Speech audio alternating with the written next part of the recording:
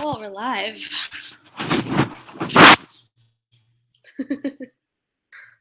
Oh, fix my hair.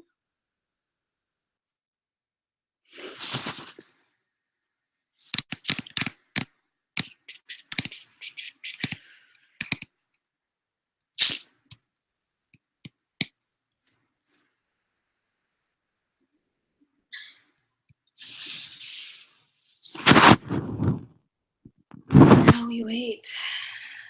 Oh, we got 2 viewers. That's all I needed to start. All right, let me see how this works. Oops.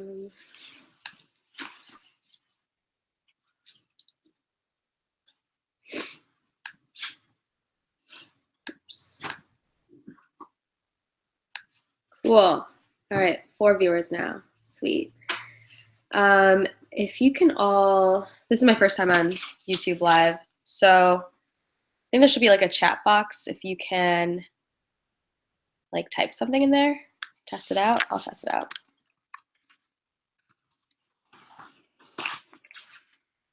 Cool.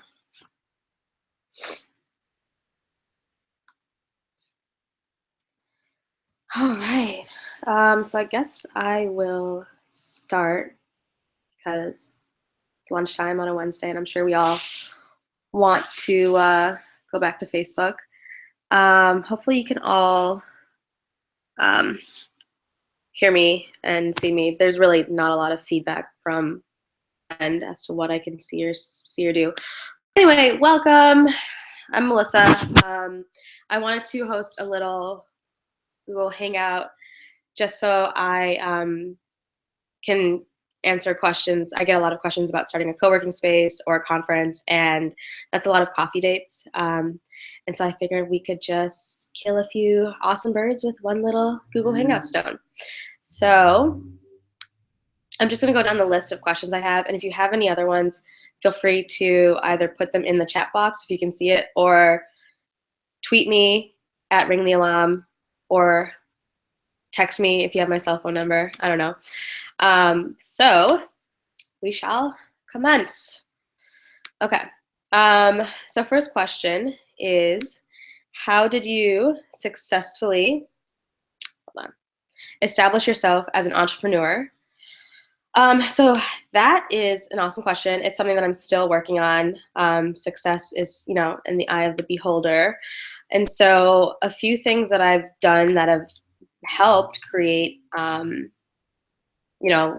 where I'm at in life would be network is the best thing I could say. A lot of the initiatives and the events that I have are supported by people that I've met at networking events or through friends. So I think taking yourself out and going to these events and meeting people. And I think that the best thing to do after that is to not just meet people and like take their business card or whatever, but to actually become friends with them. I mean, that's like some of my best friends now are people that I've met at events, and we've just taken that relationship further and actually became friends. And we've hung out, we, made dinner together, simple things that kind of create that, or collapse that divide between an acquaintance or someone you met at a networking event and a friend. So be friends with people.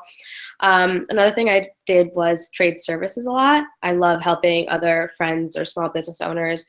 So if I can trade services, somehow I did that a lot early on in my career, where it's like, oh, I'll take your headshot and I'll trade you whatever you do, whether it's like they make food or they have access to something or I don't know, just trade services.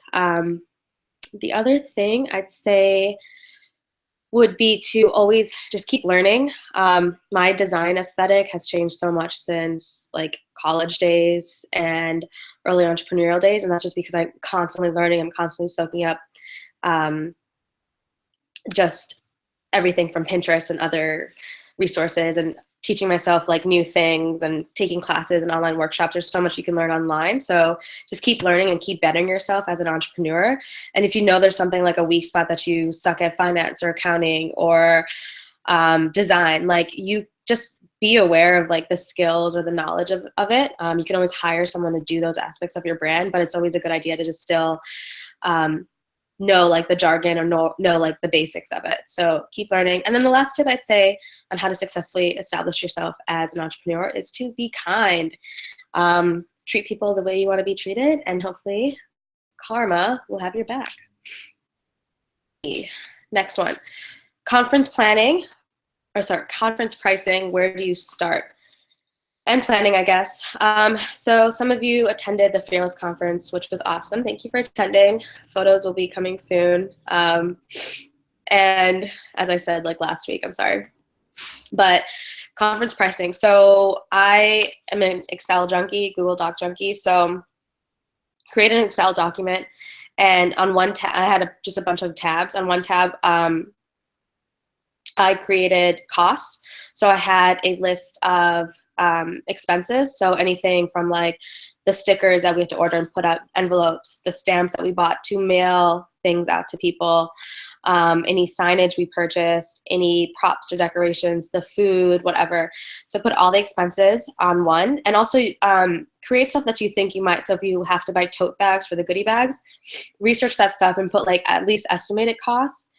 And then another part of that on that tab were the revenue coming in. So ticket sales was one line item. Sponsorships is another line item. And then below all of that, I would put a total profit. So that would be expenses, revenue minus expenses. And so from that profit, depending on how much I wanted to sell a ticket for, that it would just give me a good idea of how much I should price everything at if I wanted to break even, based off of like 100 people attending.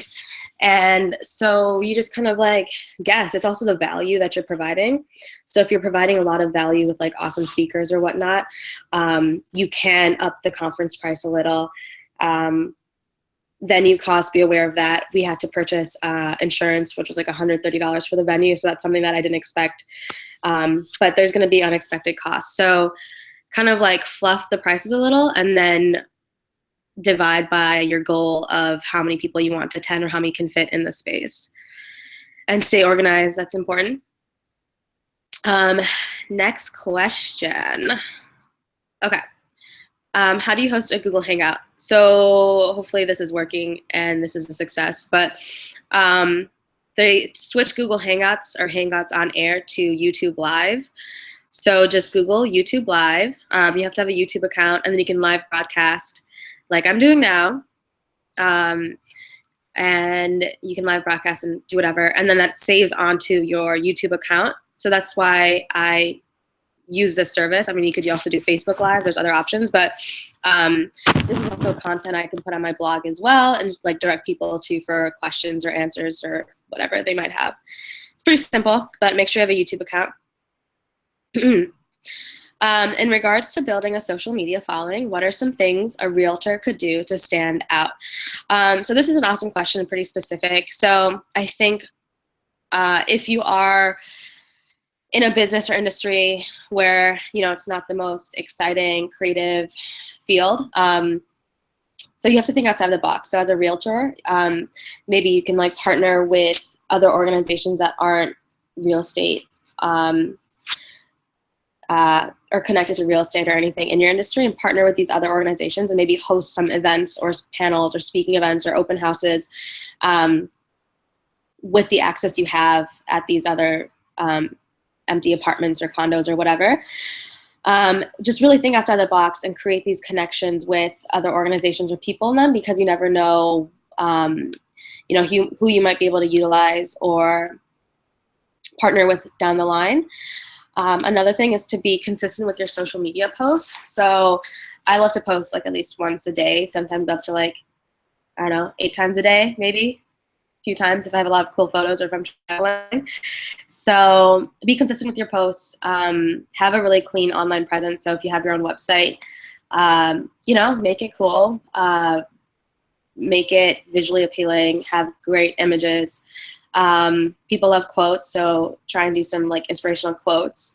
But I think what's worked is that call it being a slashy. People call it being a slashy. I didn't coin that term, but when you have so many, when you're like a photographer / designer / event planner, stuff like that. I think what's worked for me is that, or what is working for me right now is that I have, I'm not just like someone that makes websites or someone that helps with like, does like freelance client work, is I have these other aspects of me that I portray on social media. So if you can like create, a visually appealing social media profile that portrays all of the aspects of you. So you might be a realtor by day, but you have other passions and initiatives that you might not be posting about, or you might not have created a movement about. So like start posting about those.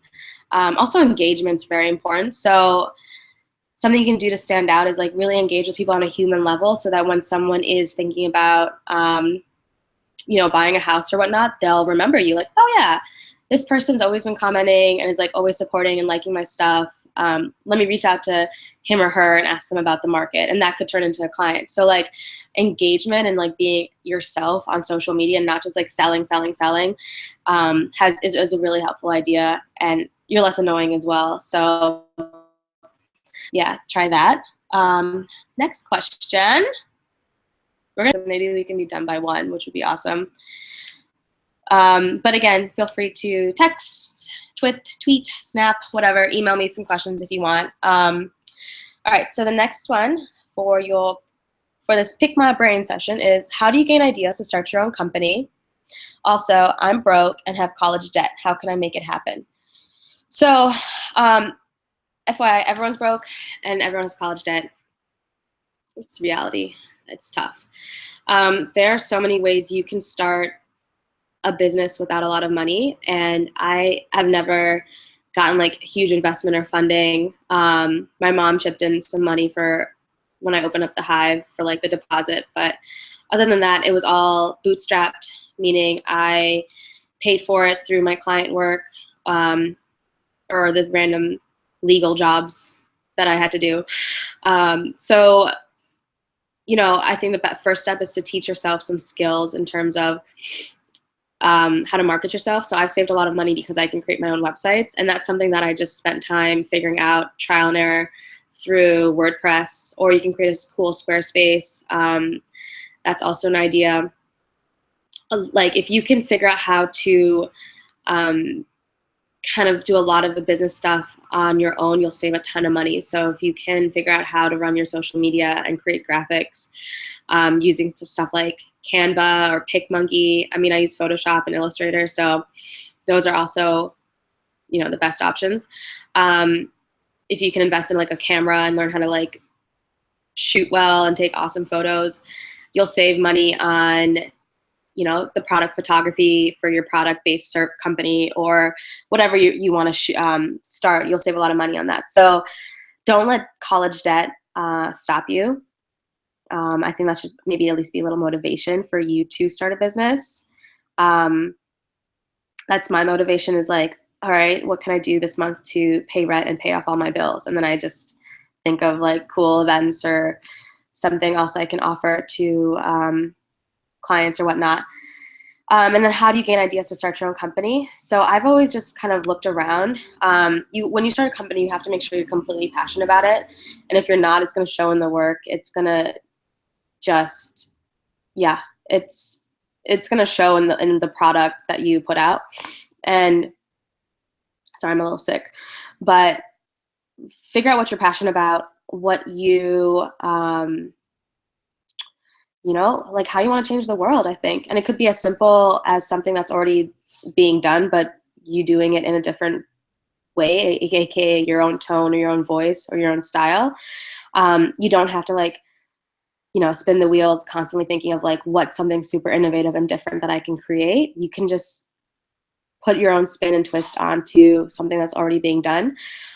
So for me, how I gain ideas to start my own companies, I see what isn't being done around me, and I try and create like the solution for that. So there wasn't like a women's co-working space before, and I was in these other co-ed spaces, which were great, but I wanted something that I could just like be myself in more and have like make other women feel comfortable. So that's where the Hive was created. And yeah, and that was also, it also happened because of awesome friends and mentors that help me out with that, which from the first question I answered, network and like actually be friends with people. It gives them more like equity to actually want to help you and be a part of your journey. So yeah, that is how I've started my companies. And then once I have an idea, I think of a name, which is like the best part. I just spend like a night or 2 or 3 brainstorming with friends that come over, and we just like hang out and talk about the idea. And once I have a name, I buy the domain, start making the website. I take all the social media profiles or handles, try to be consistent with them. So it's not like Twitter, Instagram, and Facebook are different names. If you can figure out something that's like consistent, that's the easiest. And then I start building up the business model and figuring out like what the services are, or like what the goals are or whatnot. Who else needs to be involved? Do I need to hire someone? Stuff like that. Let's see. A few more questions left. Okay. Suggestions on how to choose the right partners/people to work with for your business. How do you know they're the right choice for a position? I'd say you'd never really know if they're the right choice for your company until you actually like have them work with you or for you. Like you can have like an awesome friend that you think would be a great partner, but you might start a business with them and find out, all right, they're not actually working, or they're not actually passionate about this, and they're not giving it their all. Like there's no other trial that you can do other than actually working with them or hiring them.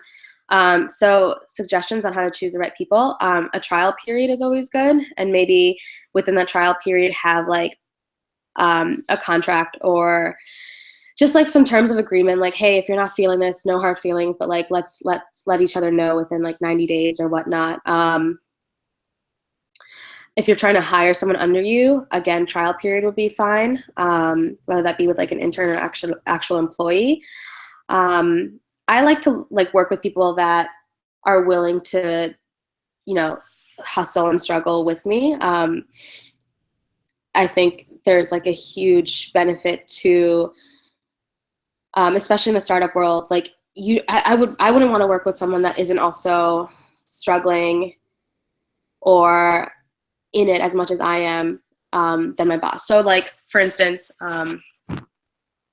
it's important to be on kind of like the same level, especially if you are, you know, starting a new company, and be very transparent. Don't be like, oh, I don't have money to pay you, and then you're like out shopping at KOP Mall like the next weekend. So be very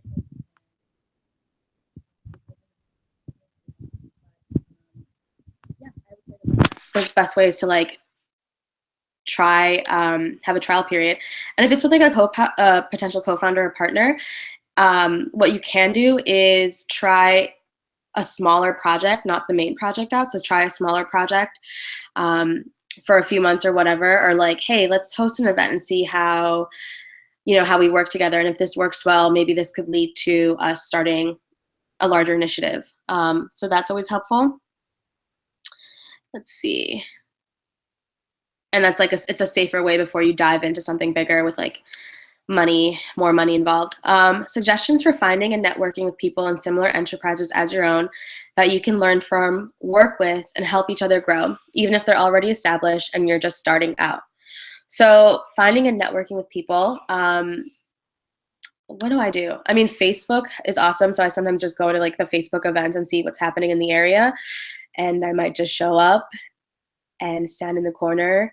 But yeah, I also keep an eye out just on what people are sharing on social media. And if I think it's going to be like a beneficial event or I have time for it, I try and go out, just because, you know, you can always find a new client out there, but you can always find like new acquaintances, or again, friends that, or people you can make into friends at these events that can then further either hire you for your services or suggest you to other people within their own network. So let's see. Yeah, just being active on Facebook. Also newsletters, so signing up for like newsletters within your area or city. Taking a look at like what are the active organizations or blogs. So for instance, like Technically Philly is a great website and resource for events within the tech and startup world. Mainline Today, maybe if you live in the main line. So figure out like what your demographic or what reach you're trying to get, and find profiles or companies that fit that and follow their events or follow their newsletter. What else? Oh yeah, friend Kate, Philly PR girl, she has like a newsletter that she sends out with awesome events on a weekly basis. A lot are things that are happening in Philly, also some of her cool clients and their events. So those are always good starting points. PR agencies in general are awesome because they have a ton of clients that you can,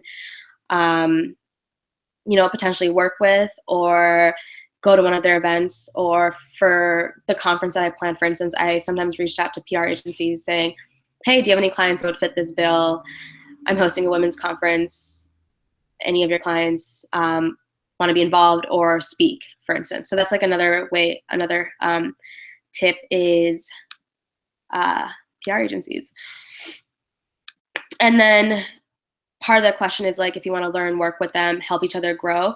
So this is like a something that I've just come across being in the industry and freelancing and whatnot, is when meeting with people, and it's really helpful to have like a goal in mind when you do meet with these people, because you're both spending energy and time, getting out of your pajamas or whatever and meeting at a coffee shop. So if you can think of a collaboration and pitch it to that person, it's just so much better for both of you, and it's more beneficial for especially the other person who you invited to come to this meeting and leave with like an action item or something to think about, rather than just like, hi, I just wanted to introduce myself.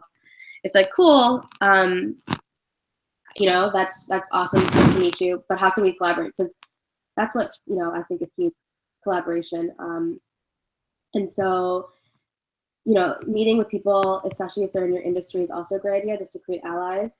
Everyone, you might be in the same industry, but you do what you do differently and in your own style. So collaborating, I don't think, is an issue. And we all have our niches and our target audiences and demographics, and they are most likely a lot different than you think. So don't be afraid of like, going up to a competitor and being like, hey, I love your work. Maybe we can collaborate on an event, or I see this event coming up. Would you want to attend with me? I have a +1. Like, be kind and open to creating these alliances or friendships with people. Okay, sorry if this is shaky. I'm holding this with my bare hands. And then the last few questions I have include questions about the co-working space I had called the Hive. And so what attracted Hive members to an all-female co-working space? I think that the members that were attracted to the space and reached out and joined were ones that wanted a consistent workspace without like the, just with other women. I think there's something really awesome when women come together and we're just so supportive and helpful and one another. So I think women like that. I think what attracted members was also the brand experience it was trying to create the space. So we had workshops as well, personal workshops or personal development workshops, and those were catered to both genders. But I think the overall brand voice appealed to the members. We would swear sometimes. I mean, I wanted to emanate the brand as much as I can according to like my personality. I didn't want someone to come into the space and be like, oh, you're completely different than what this brand represents, or you seem completely different than you are on social media. I try and stay very transparent and aligned with that image, as well as the image of the companies that I'm starting or the conference that I'm hosting. So I think that when you do start something like a co-working space or a business, if you can, align yourself and represent yourself well and accordance to the brand, I think it's very helpful. And that also goes aligned with to be passionate. So if I had a female co-working space and I wasn't posting about it on my personal Instagram or Twitter, there's like a lack in passion. I would think, like, she has a space, but yet she's talking about something completely different, or nothing about her space at all, or she's sharing articles that have nothing to do with like female empowerment or the gender gap or whatever.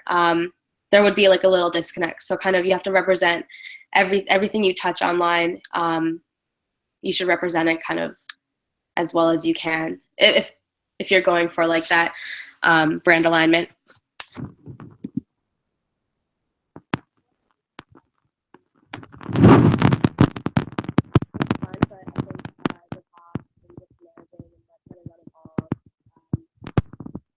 Yeah, I mean, I think it would be like that.